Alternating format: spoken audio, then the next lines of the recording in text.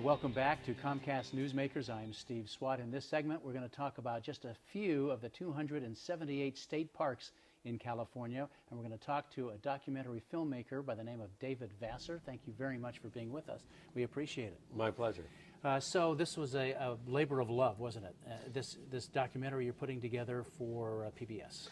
Yeah, I'd say 3 or 4 years ago, before the park closures were even on the map, they were talking about putting a 6-lane toll road through San Onofre State Beach in Southern California. And I've been making movies about parks all my life, and I said if we're having a reasonable conversation about putting a 6-lane highway through a state park, then there was a disconnect somewhere in the conversation, and people needed to be reminded why these places are so important, why these historical sites are so important, because they seem to have perhaps forgotten.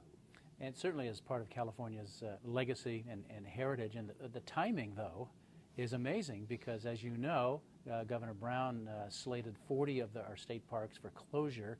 Most of them have been saved, at least in the short term, because of community funding and nonprofits and things like that. But the timing is amazing.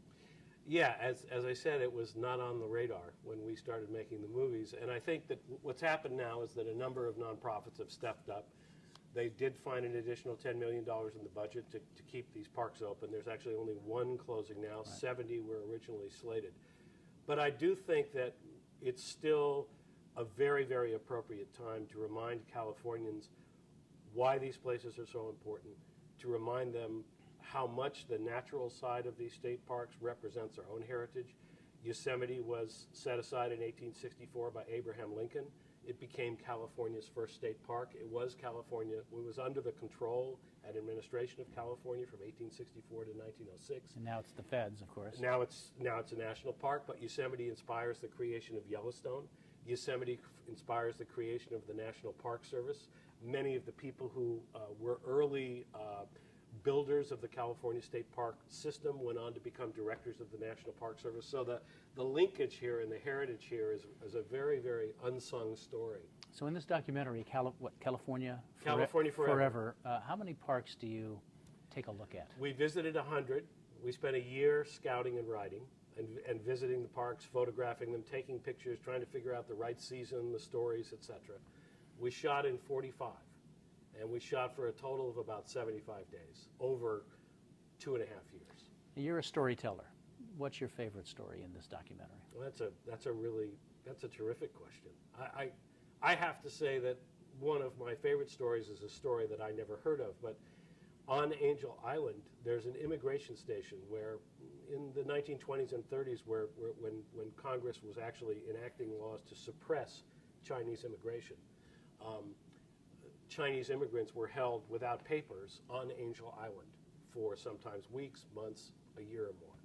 And during the filming, we brought back 3 or 4 people who had been detained at Angel Island, and we brought their children with them who really didn't know anything about the story.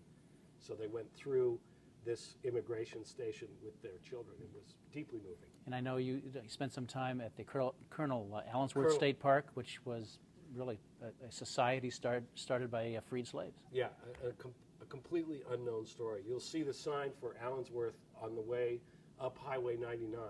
There's one sign, I think, in Delano, and there's another one further south.